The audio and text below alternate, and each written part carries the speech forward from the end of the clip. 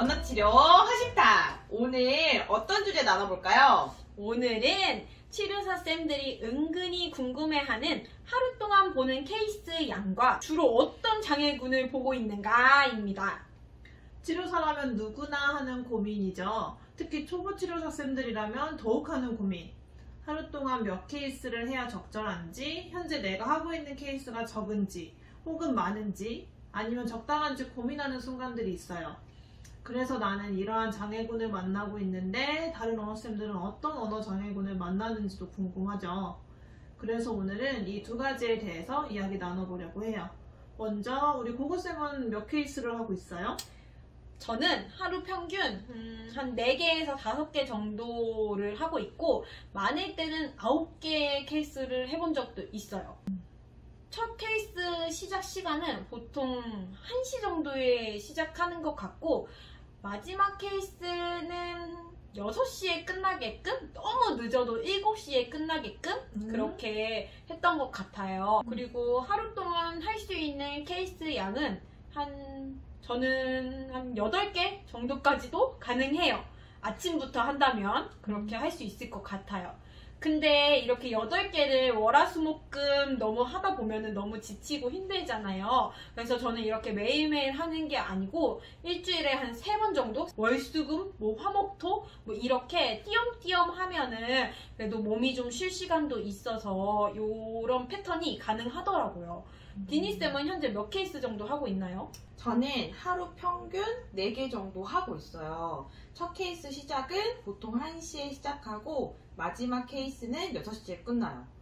아직 저는 초보여서 이제 하루에 적정한 케이스가 어느 정도인지 감은 안 오지만 오후에만 치료가 있다면 5개까지 할 수는 있을 것 같고 오전까지 한다면 7개까지는 할 수 있을 것 같아요.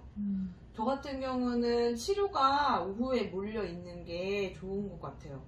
오전에 그날 하는 수업 준비를 하고 오후에 치료를 하는 게 편하더라고요. 루미쌤은 하루에 몇 케이스 하고 있어요? 저는 평균 6개에서 7개 정도 하고 있는데요. 원래는 5케이스 이상은 가능하면 하지 않는다라는 저만의 기준이 있었어요. 하지만 언제나 예외가 있죠. 6케이스 이상을 하는 날에는 오전에 일정이 잡히는 경우인데 대신에 중간에 점심시간 1시간을 꼭 잡아요.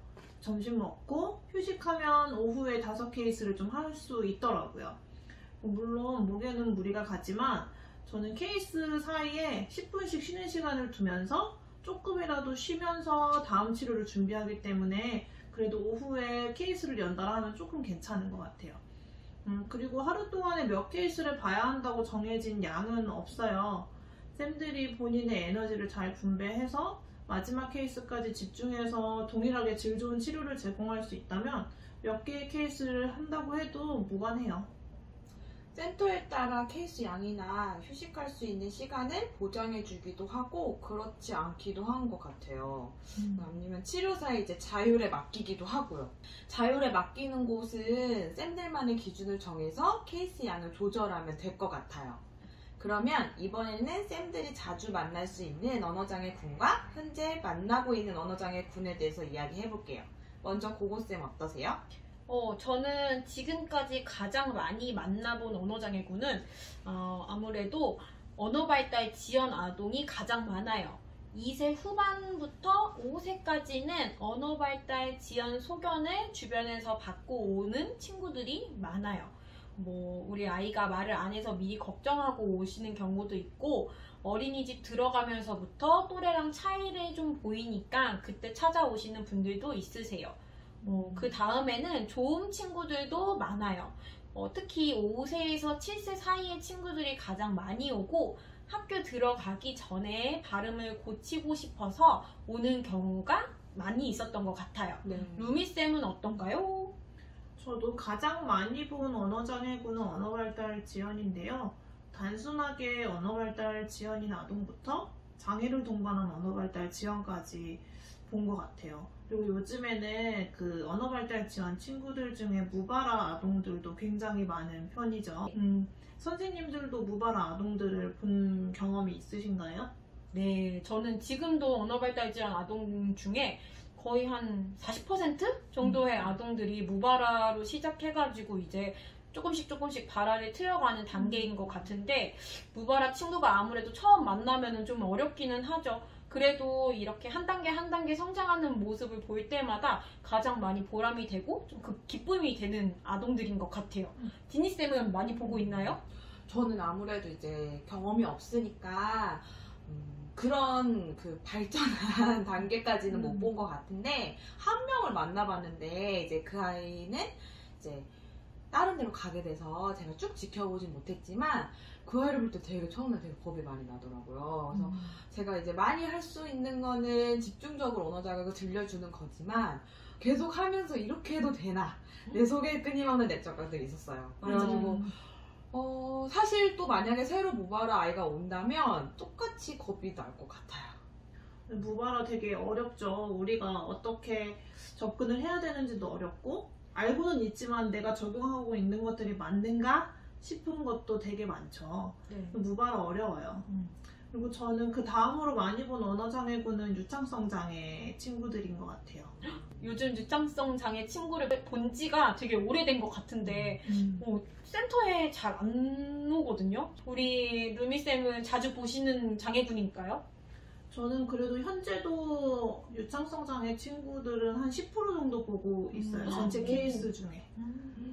그래서 감사하게도 절 이렇게 찾아와주는 분들이 있어서 유창성 장애를 좀 꾸준히 볼 수 있는 것 같아요. 자, 그다음에 디니쌤은 어떤 장애군을 많이 보고 있어요? 저는 언어 발달 지연 아이들을 가장 많이 만나고요. 이제 대부분 아이들이 자폐를 동반하고 있고 연령대는 다양해요. 취약전부터 학령기 아이들과 청소년 아이들, 그리고 성인 빼고는 만나보고 있어요. 오, 청소년기 아이들은 치료실에서 많이 만나볼 수가 없는데 어떤가요? 중고생들을 만나는데 중학생 아이는 학교생활 관련된 내용으로 수업을 하고, 고등학생 아이는 이제 성인기를 앞두고 있기 때문에 지역사회 적응과 관련된 언어 목표로 접근을 하고 있어요. 와우. 맞아요. 대부분 언어재활서 선생님들은 언어발달 지연 언어장애군을 가장 많이 만났고 또 만나게 될 거예요.